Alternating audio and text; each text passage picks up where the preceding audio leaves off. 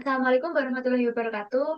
Nama saya Maria Nurmalita Wismasanti. Hari ini kita akan mengolah data geolistrik menggunakan metode FAST konfigurasi selam besi. Di sini sudah ada data geolistrik, yaitu nilai AB per 2, MN per 2, I, dan juga V. Yang pertama-tama kita akan mengolah nilai AB dulu, kemudian MN, nilai R, K, Rho, kemudian melakukan eh, pengolahan log row koreksi shifting sampai dapat row terkoreksi. Yang pertama-tama kita olah dulu nilai AB-nya sama dengan rumus sama dengan nilai AB per 2 dikali 2. Kemudian kita drag ke bawah. Nilai MN juga sama, MN per 2 dikali dengan 2.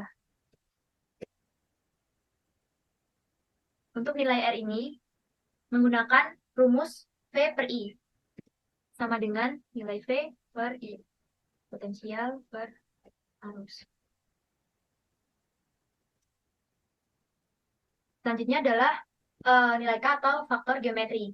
Ini tergantung konfigurasi apa yang kita pakai. Berhubung di sini kita menggunakan konfigurasi selam bersih, jadi kita memakai rumus I kurung tutup di, dikali kurung buka nilai AB dipangkatkan dengan 2 dikurangi nilai MN dipangkatkan dengan 2 kurung tutup per kurung buka 4 dikali nilai MN. Selanjutnya adalah nilai rho.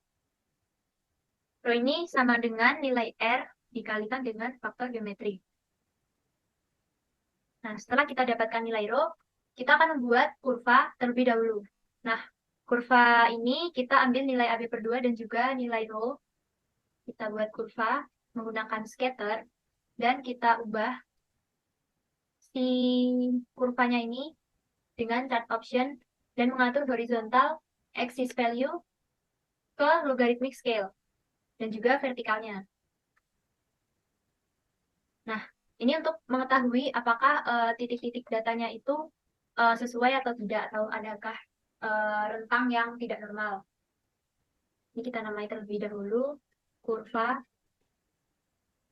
AB per 2 PS nilai rho. Selanjutnya kita akan mengolah nilai log row sampai koreksi shifting dan sampai mendapat log terkoreksi ini. Caranya adalah dengan mengolah log row terlebih dahulu, yaitu sama dengan log 10 dalam kurung nilai rho. Nah, itu kita drag. Nah, kemudian kita akan melakukan koreksi shifting. Tapi sebelumnya kita lihat atau kita amati dulu datanya, apakah ada nilai AB per 2 ini yang nilainya itu sama dan berdekatan. Nah, itu yang akan kita tandai sebagai koreksi shifting. Kita tandai dengan warna. Nah, di sini juga ada data yang angka AB per 2-nya itu sama dan berdekatan. Jadi kita ada dua koreksi shiftingnya. Nah, yang di kolom koreksi shifting yang pertama, eh itu rumusnya adalah nilai log row yang bawahnya dikurangi dengan nilai log row yang atas. Kemudian untuk koreksi yang bawahnya ini, kita menggunakan nilai log row yang bawah dikurangi dengan koreksi shifting tadi, tapi dikunci. Enter, kita drag sampai bawah. Untuk koreksi shifting yang selanjutnya, rumusnya juga sama. Nilai yang bawah dikurangi dengan atas. Kemudian koreksi shifting di bawahnya menggunakan nilai yang sejajar dikurangi dengan nilai koreksi shifting yang tadi. Kemudian jangan lupa dikunci. Kita drag sampai ke bawah. Selanjutnya adalah pengolahan row terkoreksi. Nah, untuk row terkoreksi ini rumusnya adalah 10 dipangkatkan dengan log row yang sejajar. Enter. Ini kita drag sampai dengan koreksi shifting yang pertama. Nah, bawahnya beda lagi. Rumusnya itu 10 dipangkat dengan koreksi shifting yang sejajar ini. Kemudian kita drag bawah lagi sampai nemu koreksi shifting berikutnya. Demikian juga langkahnya sama seperti tadi. Jadi 10 pangkat koreksi shifting yang sejajar. Nah, ini kita sudah mendapat nilai row terkoreksi.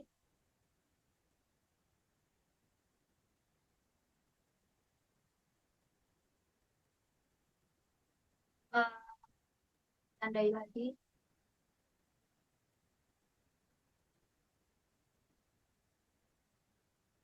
Nah, setelah mendapat router koreksi, kita juga perlu untuk membuat kurva. Karena kan tadi kurvanya masih dalam nilai row yang belum dikoreksi. Nah, sekarang kita buat kurva yang sudah dikoreksi. Caranya juga sama, menggunakan scatter, dan kemudian kita ke format chart area untuk mengubah horizontal value axis dan vertical value axis ke logarithmic scale. Kita beri nama kurva AB per 2 TS row terkoreksi. Terus kemudian kita sandingkan untuk melihat kalau misalnya yang belum dikoreksi itu kan datanya belum smooth. Kemudian kalau yang sudah dikoreksi ini uh, datanya atau titik-titiknya itu lebih smooth gitu. Nah, nilai row terkoreksi ini dan juga nilai AB per 2 akan kita pakai atau kita masukkan nanti ke software progress.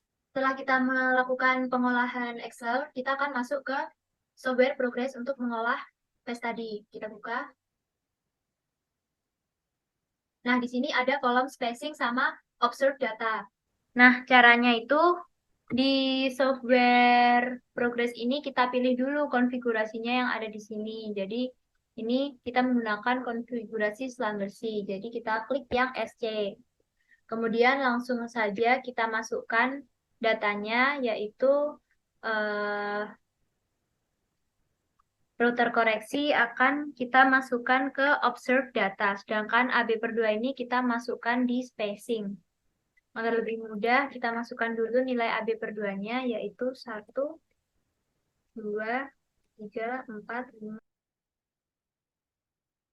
Setelah itu, kita masukkan row terkoreksi ke observe data. Nah, ini harus dimasukkan satu-satu. Jadi di copy, kemudian di paste.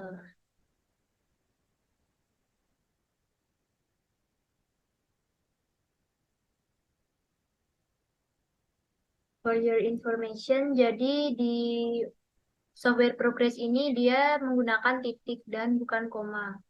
Jadi kalau misalnya Excel-nya masih koma, nanti diganti dulu menjadi titik. Nah, setelah kita masukkan semua nilai rotor koreksi AB2 ke spacing dan observe data, kemudian kita ke file, kemudian save as. Nah, misalnya di sini kita namai pengolahan. Yes. Save. Nah, selanjutnya kita melakukan forward modeling dan juga inverse modeling. Nah, di forward modeling ini kita klik yang tanda panah. Kemudian di sini ada model parameters, yaitu kolom depth dan juga resistivity. Nah, di sini kan sudah ada titik-titik biru yang akan kita modelkan. Nah, ini adalah nilai spacing atau nilai depth-nya. Ya, satuannya meter, dan juga nilai resistivity, kolom resistivity ini kita uh, melihat dari rentang yang ada di sini. Nah, ini kalau forward modeling itu kan metode coba-coba. Jadi kita perkirakan sendiri nilainya berdasarkan rentangnya ini.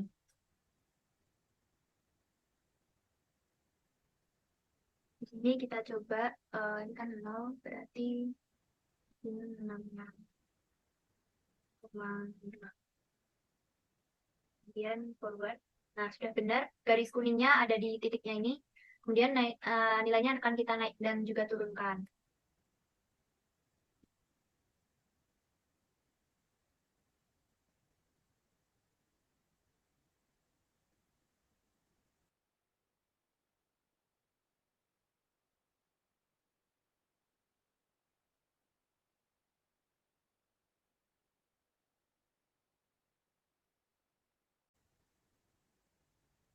Nah, ini kan sudah garis kuningnya itu sudah mengikuti daripada titik-titik birunya ini.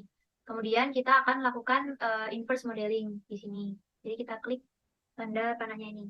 Nah, sebelumnya kita lihat dulu apakah errornya itu besar atau kecil. Nah, di sini kita lihat bahwa nilainya itu lebih baik errornya kurang dari 5.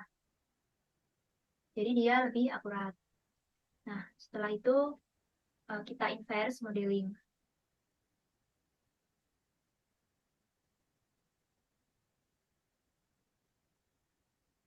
Setelah inverse modeling adalah interpret data. Nah, setelah kita klik interpreted data, maka akan muncul seperti ada kolom lagi di bawahnya ini. Kita scroll ke bawah, dan kita mendapatkan tabel daripada calculated data ini, dan juga resistivity-nya berdasarkan kedalamannya. Jadi di kedalaman 0 sampai dengan sekitar kurang dari 2 meter ini nilai resistnya itu 6,66,5. Kemudian untuk lapisan kedua itu dari kedalaman kurang dari 2 meter sampai dengan 3 itu 295,47. Dan dari lapisan-lapisan ini tadi kita bisa perkirakan bahwasannya lapisan-lapisan di bawah permukaan yang telah diambil pakai metode geolistrik itu mempunyai nilai resistivitas berbeda-beda, dan nilai resistivitas itu pada batuan dan lapisan itu akan berbeda-beda dan menentukan apakah jenis batuan tersebut apa, dan juga apakah di sana ada target yang kita cari begitu. Jadi di sini kita dapat depth-nya sampai dengan kedalaman di 26 meter di bawah permukaan, dan untuk rentang resistivitasnya ini bermacam-macam. Ada yang besar, kemudian ada yang sedang, dan paling kecil itu 2,89. Nah, nanti untuk interpretasi jenis-jenis lapisan maupun litologi batuannya itu menggunakan klasifikasi.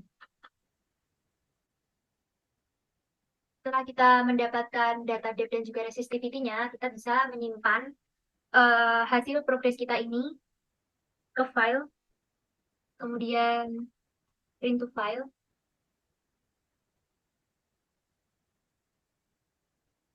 dan kita save dengan pengolahan past progress.